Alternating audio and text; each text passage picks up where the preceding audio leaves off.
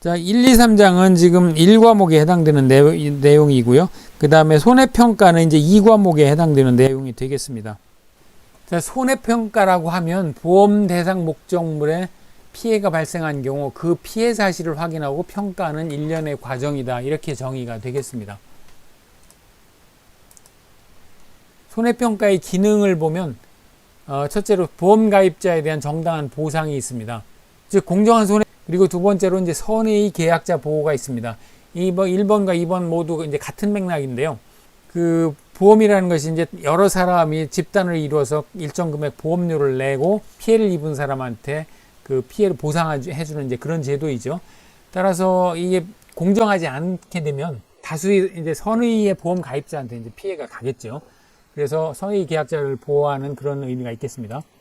그리고 이제 보험 사업이 건전합니다. 즉 손해평가가 제대로 이루어지지 않는다면 특정 보험 가입자의 이익이 돌아가고 뭐 이런 것이 반복되게 되면 이제 보험 가입 여건이 이제 악화돼가지고 보험 제도 자체의 존립까지도 이제 문제가 생길 수가 있습니다. 자, 손해평가의 주체하고 조사자를 보겠습니다. 손해평가의 주체는 일단 재보험 사업자가 됩니다. 자, 재보험 사업자는 보험 목적물에 관한 지식과 경험을 갖춘 자 또는 그 밖의 관계 전문가를 손해평가인으로 위촉해서 손해평가를 담당하게 하거나 손해평가사 또는 손해사정사에게 손해평가를 담당하게 할 수 있다.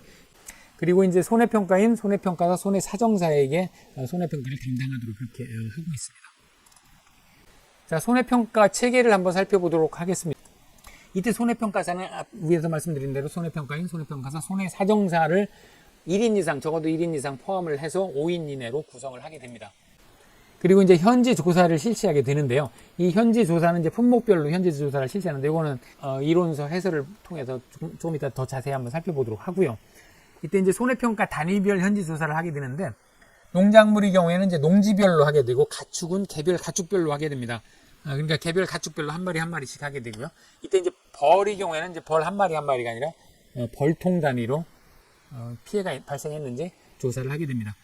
농업용 시설물의 경우에는 보험가입 목적물별로 하게 되는데 이제 이때 보험가입 목적물이라고 하면 시설 1동, 물리적으로 분리 가능한 시설 1동, 시설 1개 동을 기준으로 손해평가를 합니다.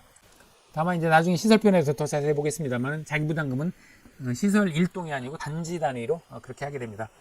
그러니까 예를 들어서 그러니까 비닐하우스가 이렇게 이제 1동, 2동 이렇게 동이 쭉 있으면 한 단지에 이제 가입을 했다고 하면 손해평가는 피해가 발생한 이 동 하나하나에 대해서 피해를 손해평가를 하게 되고요. 다만 자기부담금은 전체에 대해서 산정을 하게 됩니다. 그리고 이제 현지 조사 결과가 나오면 이걸 전산을 입력을 하고 그 다음에 필요하면 현지 조사 및 검증 조사를 하게 됩니다. 자, 조사 종류를 한번 조사 구분을 먼저 살펴보겠습니다. 본조사가 있습니다. 본조사라고 하면 손해평가반, 아까 말씀드린 그런 손해평가반이 주체가 돼가지고 보험사고 발생 시 목적물에 대해서 손해 정도를 평가하는 그런 조사가 되겠습니다. 그러니까 이게 이제 최초 조사가 되겠습니다. 그리고 이제 재조사가 있는데요. 재조사는 손해평가 결과를 이제 계약자한테 통지한 경우에 계약자가 이게 불만이 생길 수가 있겠죠. 이건 나는 억셉트를 못하겠다 그러면 7일 이내에 손해평가가 잘못되었음을 증빙하는 서류나 사진 등을 제출해서 이의를 제기하게 되면 여기에 따라서 다시 손해평가를 하는 것을 재조사라고 합니다. 이때 조사 주체는 먼저 손해평가반이 아니라 다른 손해평가반을 배정해서 재조사를 나가게 됩니다. 자, 이렇게 하는 게 재조사가 되겠고요. 그 다음에 이제 검증조사라는 게 있습니다. 검증조사는 그 손해평가반의 손해평가 결과를 확인하기 위해서 재보험 사업자와 또는 재보험 사업자, 재보험 가입한다고 그랬죠. 이 재보험 사업자가 하는 거를 이제 검증조사라고 하는데 이때 이제 손해평가 실시 목적물 중에서 임의의 목적물을 추출을 해가지고 확인하는 조사가 되겠습니다. 이것이 이제 검증조사가 되겠습니다. 자, 이제 손해평가반 구성을 이제 하게 되는데요. 아까 말씀드린 대로 손해평가인, 손해평가사, 손해사정사 중에서 1인 이상을 포함해가지고 5인 이내로 구성을 하도록 되어 있습니다. 뭐 현장에서는 1인 조사가 많고요. 1인 조사, 1인 단독 조사가 많습니다. 그러니까 이제 손해평가사가 주로 이제 손해평가사 1인이 단독으로 조사를 하게 되고요. 또는 2인 조사를 하게 되는데 이때는 이제 뭐 다양하게 합니다. 손해평가사 1인에다가 손해평가인 1인 이렇게 나가기도 하고요. 자, 근데 그 손해평가반의 구성에 배제 요건이 있습니다. 몇 가지가 있는데요. 첫째로 자기 또는 자기와 생계를 같이 하는 친족이 가입한 보험계약에 관한 손해평가는 할 수 없도록 되어 있습니다. 즉 농사를 짓는 분 중에 손해평가사가 있겠죠. 손해평가사, 손해평가인 또는 손해사정사도 있습니다. 자, 즉 내가 농사를 짓고 농작물 재보험에 가입했는데 내가 손해평가사다 그러면 그 농지는 내가 평가를 못한다. 이제 이런 게 되겠습니다. 두 번째로 내가 농사 짓는 것뿐만 아니라 내가 모집한 보험계약도 손해평가를 할 수 없습니다. 그러니까 이제 보험 모집한 그리고 세 번째로 직전 손해평가일로부터 30일 이내의 보험 가입자 간 상호 손해평가도 할 수 없습니다. 자, 이것도 이제 자 A, B 계약자가 있는데 공교롭게도 계약자가 모두 그 손해평가를 할 수 있는 손해평가사 또는 손해평가인이라고 하면 A가 B 농지의 손해평가를 할 수 있습니다. B는 A 농지를 손해평가를 할 수 있습니다. 자, 이것은 할 수가 있지요. 그 본인의 계약도 아니고 본인이 모집한 계약이 아니라면 당연히 다른 사람 농지에 가서 계약자의 손해평가를 할 수 있습니다. 다만 A가 B 농지를 조사한 지 30일이 지나지 않으면 B가 A 농지를 조사를 할 수 없다. 그런 얘기가 되겠습니다. 마찬가지로 B가 만약에 A 농지를 조사를 했다면 D-Day 했으면 D 플러스 31일이 돼야 A가 B 농지를 조사할 수 있다. 이제 이런 얘기가 되겠습니다. 그리고 네 번째로 자기가 실시한 손해평가에 대해서는 검증조사 및 재조사를 할 수 없도록 되어 있습니다. 그러니까 본조사라 그럼 이제 마지막으로 기출문제 한 문제를 풀어보고 가겠습니다.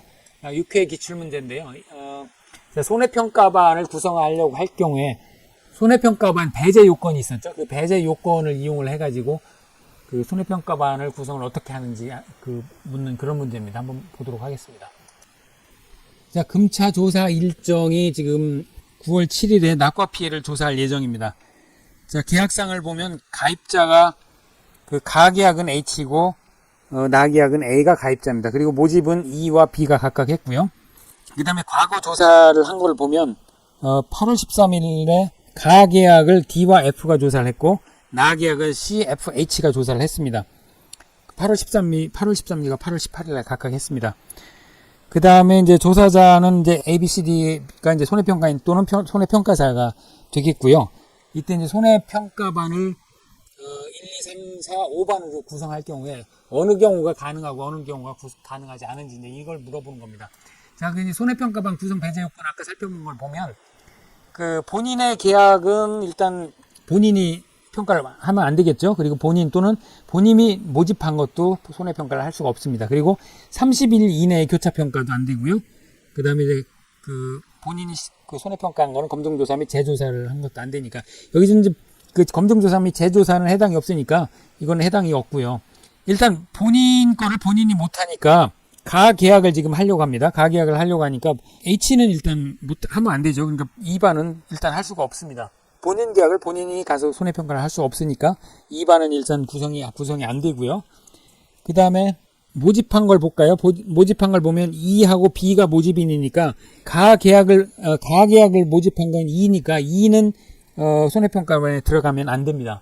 그러니까 4번도 일단 E가 들어갔으니까 손해평가반으로 들어가서 할 수가 없습니다. 그 다음에 이제 교차평가가 있죠. 교차평가. 직접 손해평가일로부터 30일 이내 보험가입자와 상호 손해평가는 안 되니까. 자, 보험가입자 H가 나계약을 언제 했나 볼까요? 자, 나계약을 H가 했죠. 자, 8월 18일 했습니다. 그러면 8월 18일부터 30일이면 9월 18일까지는 할 수가 없죠. 그러니까 보험계약자 A는 자, 가계약을 할 수가 없겠습니다. 그러니까 A가 들어간 1번도 역시 손해평가반 구성이 안 되겠습니다.